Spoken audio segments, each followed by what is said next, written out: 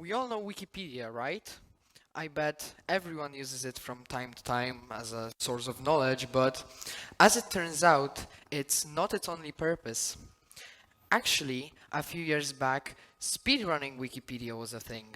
People tried to get from, I don't know, like Vin Diesel to diesel fuel by clicking links to other articles and going on and on and on until they got the article they wanted.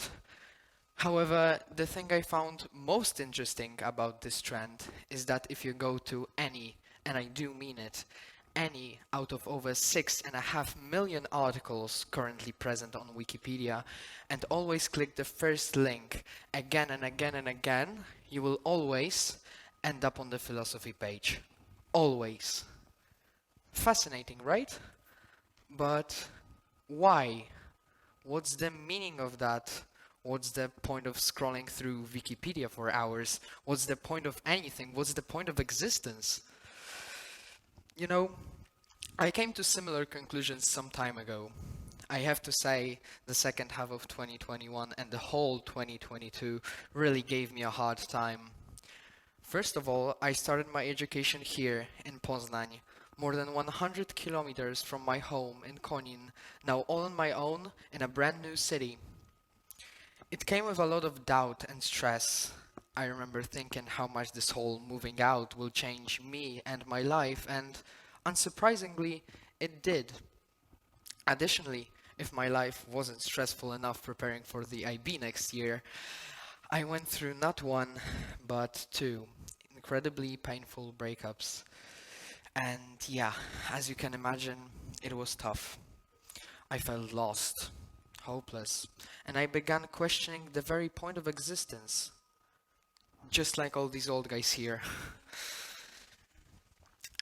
At that time, I believed that everything is insignificant and that my whole life is meaningless. But at some point, I started to wonder, well, if that's true, then how can I live with it? People always sought meaning in everything around them, especially life.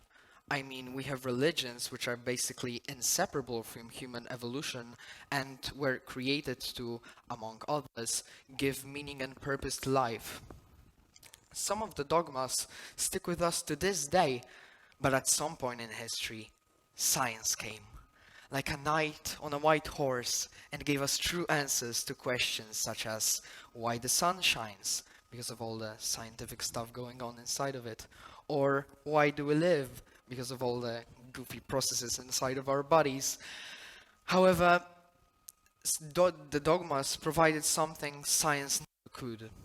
Yes, we became able to explain how things happen, but it didn't really explain why things happen, as in what's the point of sun shining or what's the point of existence. It still couldn't tell us what the end goal of life is. However, such questions would only be relevant if we mattered, and why should we? I mean, after all, we're just a tiny little speck in absolutely huge vastness of the universe. Just look at this. Here's our whole universe with an Eiffel Tower added for scale. Yeah, crazy, isn't it? But with all that comes a well-known question. Does size really matter? Psychologically, the bigger things are, the more impressive we find them, like the pyramids. They are pretty impressive, not gonna lie. But in reality, size doesn't affect the value at all, and why should it? I mean, would you prefer having an enormous heap of trash or a tiny diamond? Also, many people would deem Albert Einstein as a pretty significant guy, and he was way smaller than a redwood. But let's say the size doesn't matter to you. Yeah, sure. Let's go further. As we can see, we all woke up today. Congrats. Some of us went to school before coming here, some to work, and some perhaps didn't. Okay, but why? Well, we go to school to get an education, to then find a good job, so we don't die broke on the streets. We live in a constant cycle of waking up, going to school or work, doing some activities, going to sleep, repeat. But What's the bigger goal of that cycle? What awaits us at the end? Without an ultimate goal, it really seems like we are insignificant after all. Ah, yes, the human consciousness, that one thing that separates us from all the other animals.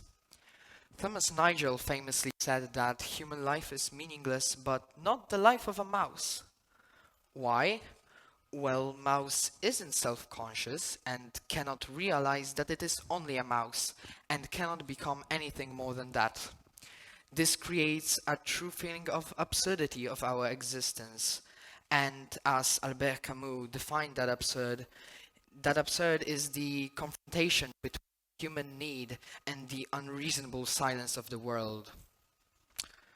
So, if we've already established that our lives are indeed meaningless, woohoo, what now?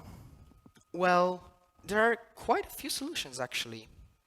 First and foremost, we have, drumroll please, absurdism. As Albert Camus stated, the realization of the absurd presents us with three possible solutions. We can either commit suicide, accept all the dogmas of it, which he straight up calls philosophical suicide, or, and that's the really good one, live in spite of the absurd and rebel against it. The first two solutions are condemned as they represent denial and are just like lying to yourself. Like in the morning saying, just 5 minutes more and I'll wake up. Just 5 minutes more, please. When you become aware of the absurd, the point of life is life itself and the opportunity to experience everything it has to offer. Besides that, we have optimistic nihilism, which basically tells us that everything lacking a meaning, our lives being insignificant and God being dead, creates a perfect opportunity for us to thrive. How, you may ask?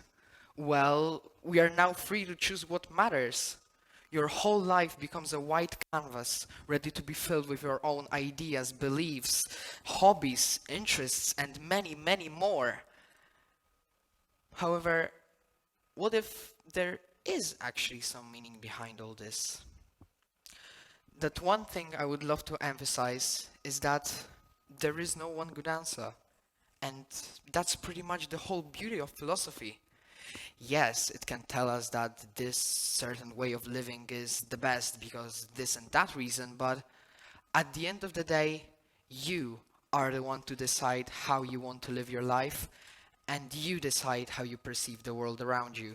Thank you.